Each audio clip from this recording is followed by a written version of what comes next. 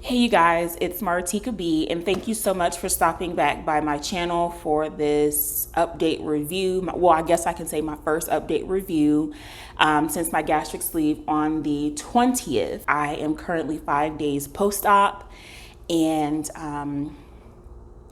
I guess I can just jump right into what my experience has been like so far with the VSG.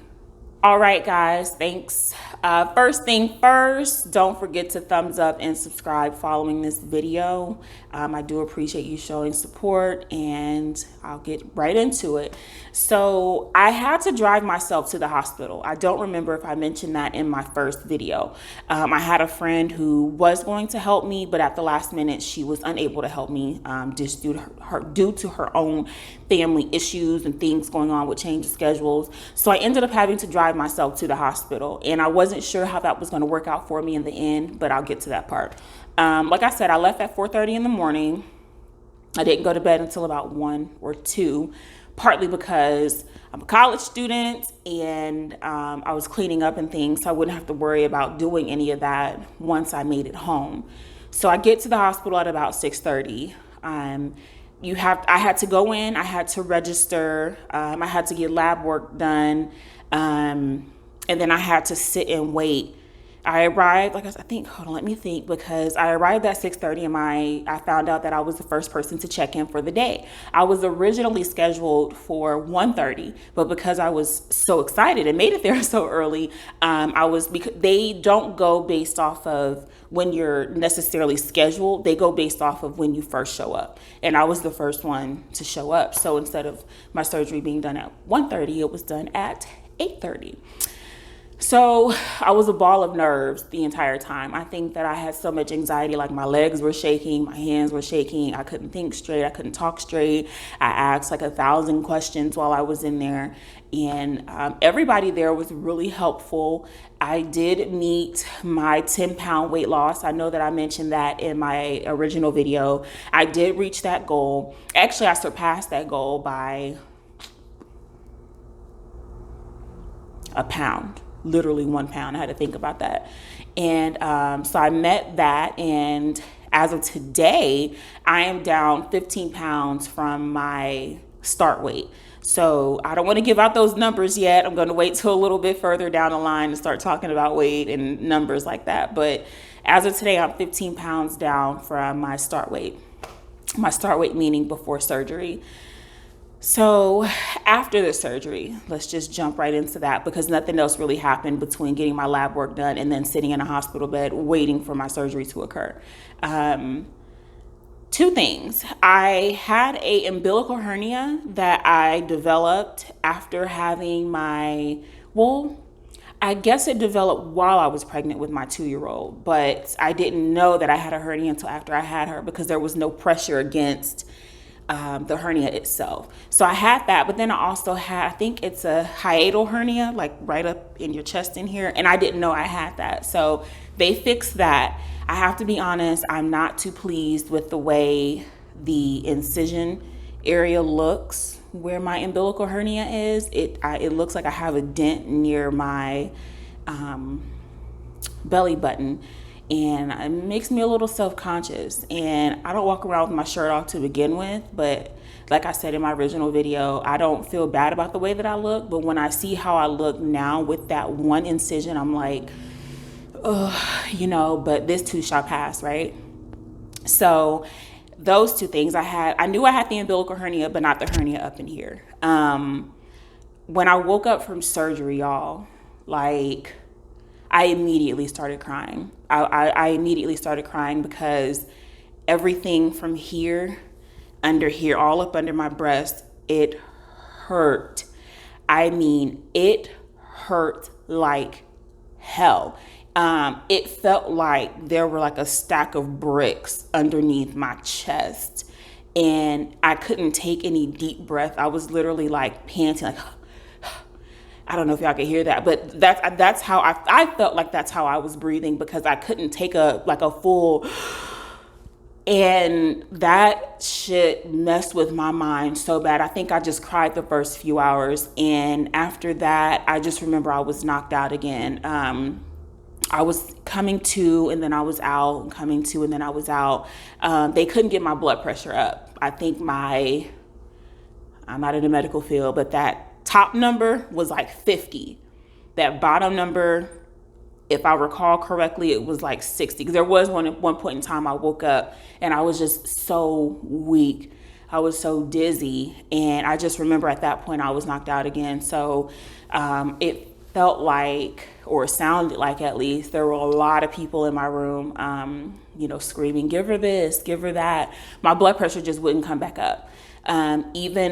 Even after they managed to get my blood pressure to a stable, safe area, I guess, before I was discharged, my blood pressure took another dip. And so they weren't sure if they were going to have to release me or not, but I felt fine.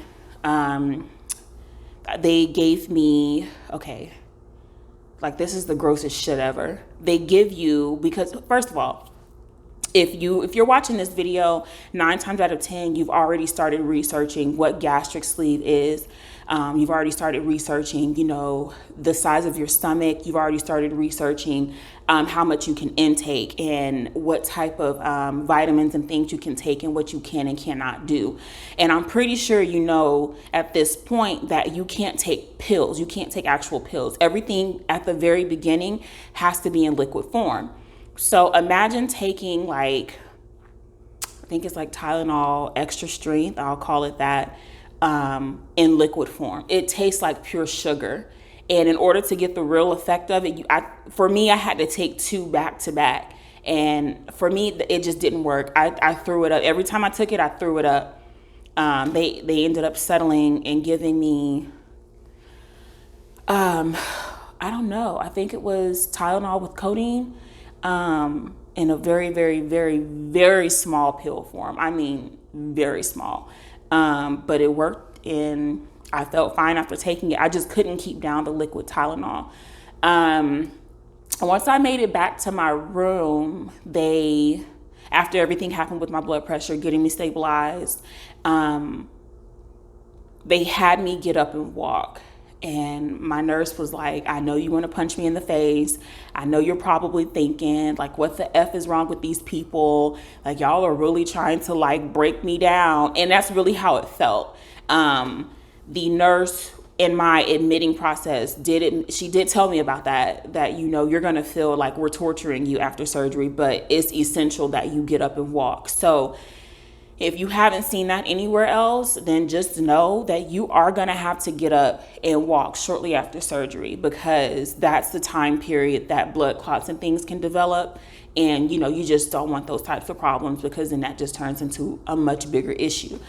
I walked a lap and that was it for me. The gas pain was just too much. Up until a couple of days ago, the gas pain just sat right here in my chest, in my shoulder, and right here. It hurt when I swallowed anything. I didn't want to get my fluids in. Fluids meaning water, protein shakes, broth. I couldn't get any of that down or keep it down because there was just too much pain. There was an incident 2 days ago where I did go to the ER because I started throwing up my fluids back to back. So I took my morning vitamins. No, wait a minute. I had just taken my afternoon vitamins, and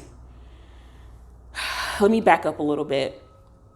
Since surgery, I keep, fingers crossed, it hasn't happened to me today or yet, but since surgery, I keep getting my mouth, how your mouth waters when you feel like you have to vomit?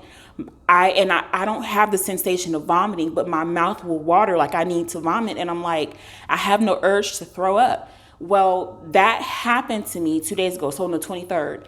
And I couldn't figure out, I was like, what the hell is going on, Mom? I'm getting my water in just fine. I'm sitting on the sofa watching TV with my girls. And next thing you know, I just started throwing up everything that I sipped even that morning. Mind you, this is noon, 1 o'clock in the afternoon. So everything came up and I didn't have any urge to vomit until that moment. And I was like, okay. And so then I kind of let that pass and I tried to sip some more. That came back up. The part that became concerning to me was my heart started racing. My heart, I mean, not just racing, my heart was pounding. I can hear it in my ears. And I was like, okay, something's wrong. And so then I went to go grab my cell phone from my bedroom on the charger, and I instantly felt weak. I couldn't really stand up. I kind of had to like hold on to the wall to walk myself back to the living room where my kids were. And at this point, I just started texting any and everybody I could think of out here who's out here in Austin with me, saying, hey, do you mind helping me get to the hospital? One of my girlfriends responded real quick, and she came out here, got me to the hospital. Ultimately, what they think happened was, even though my surgeon said it's okay for me to start my protein shakes, he believes that it's a little too early for me to start my protein shakes. So he suggested staying on a thinner liquid diet and not include the protein shakes because they're thicker. Well, the problem is you want to get your protein in. That's one of the things, excuse me, that helps you stay full. One of the main things that you need through this transition in surgery. For that day and yesterday, I stuck with water and broth. I put some Crystal Light in my water, so that'll help me get it down. But I really took my time yesterday. Today, I tried my protein shake again with no problem. I don't know what caused that issue on the 23rd, but today all is well. I woke up this morning feeling like a whole new woman. I'm sorry, y'all, my lips might be a little bit chapped. I've had my waist binder on since day one. It just helps with countering the pressure of, when you want to hold your stomach in. You can't really do that because it's kind of sore. You feel like you're pulling muscles. It's like a really weird feeling. The only place I'm still kind of sore and that's kind of irritating, I don't know if you can see it on camera, it's like right where my hand is. When I take a deep breath, sometimes it still hurts. When I drink anything, sometimes it still hurts. When I'm sitting down, it definitely hurts. When I'm lying down, it hurts. But when I went to the ER the other day, they did a CT scan. They did I think they did an x-ray, and they said that all is well. I guess this is just part of the healing process. But it is something I'm keeping an eye on for right now. But that's pretty much it for my update. I'm still not lifting anything over 10 pounds. I don't even think I really picked anything up. If it's not like 3-4 pounds, I don't bother myself with it. I was really breathless the first few days after surgery. Like I really couldn't take a deep breath. It didn't hurt to, it's just like I couldn't do it. I think that's about it. Like I said at the beginning of the video, don't forget to thumbs up and subscribe and keep an eye out for my next upload. Bye guys.